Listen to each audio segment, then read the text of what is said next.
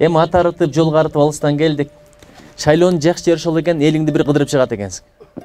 10 этажда, жылуу үйдө, эшикке да чыкпай дааратканага барган, кааласаң ысык суу, кааласаң муздак суу.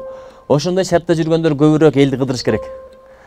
Элдин тиричилиги башыңдан өтмөй сайын, жон териң менен сезмей сайын, элиңе күйбөйсүң, бул турган маселе. Ошон үчүн кыргызда бир сөз бар. Кайратың тоону бузса да, чөмүчүң көлдү сузса да, оозуңдан чыккан сөзүңө тоо упура учса да дейт. Эл менен болсаң адамсың, элден чыксаң жамансың. Эң чоң бакыт ушул адамдардын көзүнө тике карап сүйлөсөң. Жүзүңө жүзү чагылышып турса, тизеге тизе тийишип турса, колго кол кармашып турса, эч кимден коркпосоң, тартынбасаң, элди аралап жүрсөң, мындан өткөн бакыт жок. Мына көрдүңүздөр, бизден телеохранительдер дагы жок. Өзүнүн элинен эмнеге коркот? Кудайга шүгүр, эл менен болуп жүргөнгө аракет кылабыз. Анан бүгүн ушу Чолпон айылына келип атабыз. Берекелүү Кочкор жер, бул жөнөкөй жер эмес. Калгул олуя жашаган жер, падышалар чыккан жер, Турдак Нусубалиев чыккан жер. Саясатка бараткан кишилерден биз көп учурда башка нерсе талап кылат экенбиз. Байлык, бийлик, таркаткан акчасы барбы? Эртең аны кылып бере алабы, муну кылып бере алабы? Кылып берем дегендерге ишене бербеш керек. Эмне себептен дегенде мыйзамдуу жол менен кылган башка, анан уурдап туруп кылган башка. Уурдап кылган иштин берекеси эч качан болбойт. Элестетип көрүңүз, сизге бирдеке бүтүрүп берди. Бирок ал жерде Ысык көлдүн дагы, Таластын дагы, Нарындын дагы, Оштун дагы, Баткендин дагы акысы бар. Бул жака бараткан акчылардан өнөп туруп, бир тобун чөнтөккө салып, анан бир тобу менен кичине ишти бүтүрүп коет. Ушундай бир эл экенбиз. 10 тоокту уурдап туруп, бир жумурткасын кайтарып берсе, ким жакшы, ал жакшы болуп калат экенбиз. Ошон үчүнчү алданбайлы. Көпчүлүгү бар, шайлоого барбайм, өмүрүмдө барган эмесмин дейт экен. Бул өтө чоң кыянатчылык. Биздин бир эле Кыргызстаныбыз бар. Ошо бир эле Кыргызстандын тагдырын чече турган кыргыздар өзү кыргызстандыктар.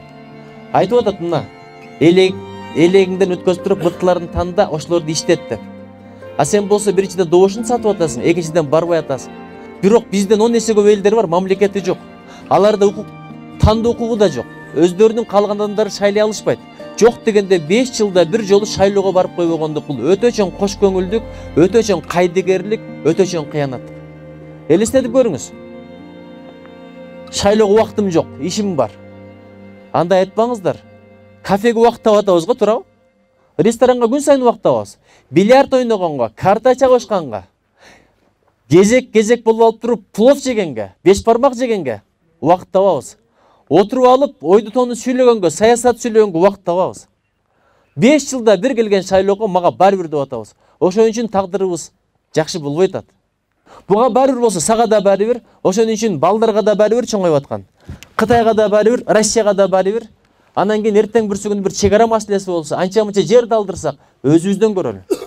Кудай кааласа биз деле ынтымактуу элбиз, болбосо улуу каганаты куралбайт элек. Кыргыз жаман деген сөздү айтпайлычы, кыргызда ынтымак жок дегенди айтпайлычы, кыргыз жалкоо деген сөздү айтпайлычы. А дегенде сөз оңолот, андан кийин өзү оңолот. Мен Москвага барып келдим, кыргыздар буттарына туруп калыптыр. Кыргыздар дегенде сыйлашат экен, анткени биз анча-мынча алдабайт экенбиз. Анча-мынча кыянаттык кылбайт экенбиз, байоо болот экенбиз, кечиримдүү болот экенбиз. Бирок ресторандын ээлери кыргыздар болуп калыптыр азыр. Такси мурда айдатчы эмес экен, таксилер бүт кыргыздардык. Ушунчалык өсүп өнүп, эмнеге? Анткени арасында ынтымак бар экен. Коомдорду уюштуруптур, жамандык жакшылыкта катташат экен. Бирөө жарым өлүп калса акча топтоп туруп Кыргызстанга сөөгүн жөнөтөт экен. Ошол ынтымактын берекеси менен ооматта келе атыптыр, ийгиликте келе атыптыр. Бизде ынтымак эле болсунчу, эч ким бизге батынып сүйлөй албайт. Караңыздар, биздин баатырлар кандай баатырлар. Жанагы бир күрөшкө, спортко чыккан балдар бар дейт. Түнкү саат 11ге чейин иштейт дейт. 11де келип алып салат жеп алып, түнкү саат 1ге чейин машыгат дейт. Эртеси 6да туруп алып кетет дейт. Анан соревнование болгондо баягы залда машыккан балдар жеңип коюп атат дейт. Биздин каныбызда бар. Ошон үчүнчү өзүбүзгө өзү ишенели. Анан болбой калдык деген сөздөрдү айтпаңыздар. Арак шарап ичип бараткандар болсо таштаңыздар. Анткени биз кандай болсо укумтукумуз ошондой болот. Азырчы аны кылып берем, муну кылып берем деп оозун толтуруп айтып атат. Жан-Жак Руссо деген француздардын бир даанышманы айткан экен. Ким убаданы аз берсе, убадага сараң болсо, ошол адамга да убадасын так аткарат деп. Башка өлкөлөр элин май менен, нам менен багып атат, биз өзүбүздүн элди убада менен багып атабыз. Элибизче бир айкөл эле экен, унутчак эле экен, кечиримдүү эле экен, убадасын угат, добушту берет. 5 жыл кайдан көрдүм, кайра шектеп кетип калат. 5 жылдан келсе кайра эле шайлай беребиз. Ушундай бир эле экенбиз. Bizde baylar var. Bizde ойлобаңыздар кедей деп. Bizde акча аз, бирок байлык бар. Байлык деген эмне? Баштагы акыл. Байлык деген эмне? Жүрөктөгү ыйман. Жүрүм турум, адеп ахлак, мекенге болгон сүйүү, тазалык, мындан өткөн байлык жок. Мына Исхак Разаков жашап өттү. Турдак Унусубалиев жашап өттү. Касым Тыныстанов жашап өттү. Алардын аркасында байлык калдыбы? Жооп бериңиздерчи мага. Үйдө эле куруп аптыр алар. Курса деле эндикче кулап калмак, бирок алар жашап да өттү, жасап да өттү. Жасаган ишин калат экен. Биздин эл жасагандарды баалайт. Биринчи биздин пункт уурдаба. Мен министр болуп иштедим билесиздер. Уурдабай коюшчу оңой эле нерсе. Кудай бетин нары кылсын. Ушул эгер арамдалсам тешип чыгат, мага жукпайт деген эле сезим болсо эч качан уурдабайсың. Алдыңа алып келип коюп берсе да уурдабайсың. Жаңы жылда белектер келсе да албайсың.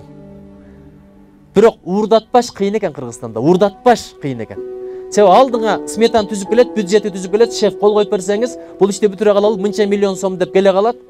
Өтө аяр болбосоң, өтө зирек болбосоң, өлкөнүн казынасы ушинтип эле кетип атат. Карасаңыздар, тендер менен мамлекет бирдеке курса 10 миллионго бүтөт. Бир бизнесмен куруп берсе ошол эле нерсени 2 миллионго бүтүрөт. 8 миллион кайка кетип атат. Ошентип өзүбүздүн рызкын өзүбүз жеп атабыз. Биздин эки эле пункт программабыз бар. Уурдатпа, уурдаба. Кудай кааласа, мына мен сиздерден алдыңыздарда айтайын. Калыгул максат уурдабайсыңарбы? Эми караңыздар. Экөөнү тең чыгарып алып сурап атам. Мына баланын уурдаганын билесиңерби? Эгер уурдаган болсо, жеген болсо, азыр эле кош айтышам. Калыгулдун уурдаганын билесиңерби? Жегенин билесиңерби? Ачыгын айткыла. Балким айылда бир уурлук кылгандыр, мен каяктан билейин? Мага жакшы көргөн менин элинде башкадыр. Көрдүңүздөрбү, көп партиялар талапкерлерин алып чыгып алып элге мынтип айта албайт, коркот. Айтканга духу жетпейт, себеби билет алардын аркасында эмне бар экенин. Алардын жүрөгүнө караган жок, акчасына карады. Ошон үчүн берекелерим, тоонун эли намыстуу болот. Карасаңыз, толкун болот. Деңиздин бийик жери, толкундай бол кыргыздын жигиттери дейт. Ошо толкундай болсун деп толук эне төрөгөн сени мени дейт. Бийик эле бололу Кудай кааласа. Чечендин кыздарын Москвада кафеге эч ким чакыра албайт экен. Ресторанга чакыра албайт экен. Эмнеге билесиздерби? Жигиттери намыстуу. А биздин кыздар жөнүндө эмне деген гана сөздөр кетип атат. Эгер жигиттерде намыс болгондо, акчага сатылбаганда, анда бизге сый-урмат башкача болот эле. Жигиттер намыстуу бололучу. Бизде күч бар, Кудай берген оомат бар, талант бар, өң келбет бар. Бирокчу, бир аз намыстан алдырып коюп атабыз. Кыздарды 1000 сом берип жетелеп кеткен кандай жаман карындашыңды, эжеңди. Бирок азыр бука моюн, бурасан жигиттерди жетелеп кетип атат. 1000 сом берип, 2000 берип. Программаны дагы улантысын айтып коеюн, кыска эле. Банктарга элибизди тонотпойлу. Байкайсыздарбы, азыр кредит алып алып ыйлагандар канча, үйүн жоготкондор канча, күйөөсүн жоготкондор канча, баласын жоготкондор канча, астын болгондор канча. Ошон үчүн банктарга элибизди тонотпойлу. Экинчи, элдин рызкысын сол чөнтөккө солотпойлу. Үчүнчүсү, тышкы карыз 4 миллиардка жетти. Акчабыздычы той топурга куротпойлу. Жалаң маареке той топур эстелик курмай калып биздин акчалар кетип атат. Азыр бир жакта эстелик ачат, барып ачат чоңдор. Ошол эстеликке 12 миллион, 8 миллион акча кеткен болот. Болгону бир ташты тургузуп коет. Түбүндө жаштар кучакташып турат Бишкекте ошо эстеликтердин. Ким десең эстеликти көрүп тааныбайт. Эстеликтен аны эстебейт экенбиз. Анан төртүнчүсү, илим, билимди өстүрүп, маданиятты жоготпойлу. Сүйлөштүкпү? Анан туристтерди жакшылап коноктойлу. Анан президент эле келип баарын өнүктүрүп ийбейт. Өзүң өс, өзүң оку, өзүң аракет кыл, өзүң изден, өзүң ынтымак бол, кайнайлы борокtoйлу. Мына биздин программа.